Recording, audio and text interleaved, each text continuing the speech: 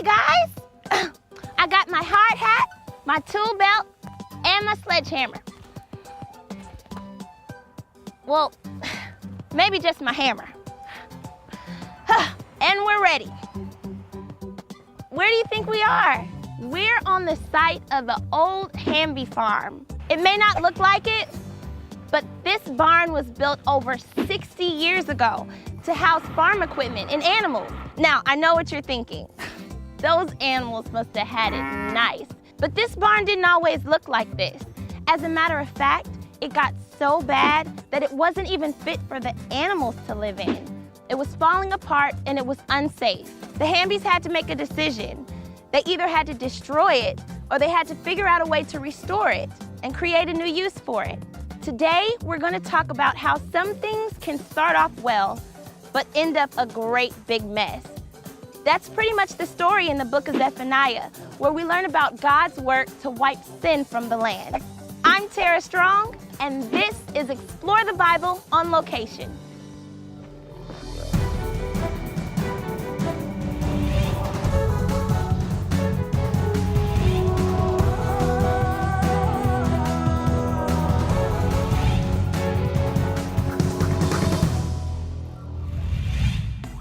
Mr. Hamby's dad and grandfather built this barn over 60 years ago.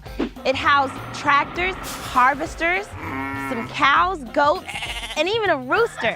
The Hamby farm was one of the largest in the area, but something happened and the farm fell on some hard times. Eventually, they had to sell off most of the land. Before long, the animals were gone and the equipment had been sold as well. There was no use for the barn, so it just sat there, not being used and falling apart until it was unsafe for anyone to go into. Sometimes things start off well, but end up bad. And just like a deserted building, it becomes necessary to destroy it because of the trouble it can cause others. You know, in the book of Zephaniah, a prophet named Zephaniah wrote about when the Assyrians were in power. And he said that God's judgment would include everyone except for a remnant, a faithful few who worship God and only God. You see, the Assyrians were a really mean and cruel people who were in power, and many people, even many of God's people, had worshiped false gods like Baal. Many evil kings led the people away from God. King Josiah tried to reform the people and reestablish worship to the one true God. Josiah became king when he was 8 years old. Imagine one of you guys ruling an entire nation. Even though Josiah tried to lead the people back to God, some people were worshiping the one true God and false gods. What a mess! The prophet Zephaniah said that God would bring his judgment everywhere, even Judah, if the people didn't repent, turn away from their false gods, and turn to him. You see, God was going to tear down anything that was harmful or dangerous to his people. Zephaniah said that God would judge the major cities of the time. Some were close and some were far away, but he mentioned cities in all directions as he named the cities of the Philistines to the west, Moab and Ammon to the east, Cush to the south and southwest, and Assyria to the north and northwest. In the center of all the cities was Judah. Zephaniah was saying that everyone is responsible for their sin. Pretty soon, after Zephaniah predicted God's judgment, war and destruction came. In 612 BC, Nineveh, the capital of the Assyrians, was taken by the Babylonians. A few years later, in 586 BC, the Babylonians destroyed Jerusalem.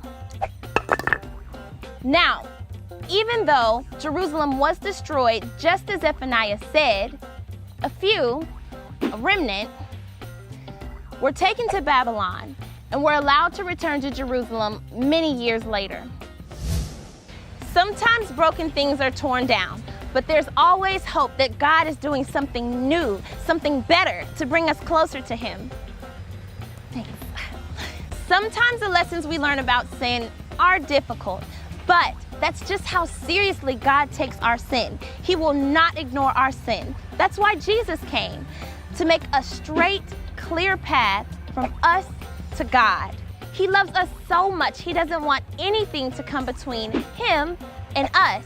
And sometimes God tears down our idols, things we put before God in our lives to bring Him closer to us. God is always at work in His people. Today, this old decaying barn is being turned into something useful. As a matter of fact, soon a new church will be meeting here. You know, I think they may need my help over there. There's still lots to do. I'm Tara Strong, and this is Explore the Bible on Location.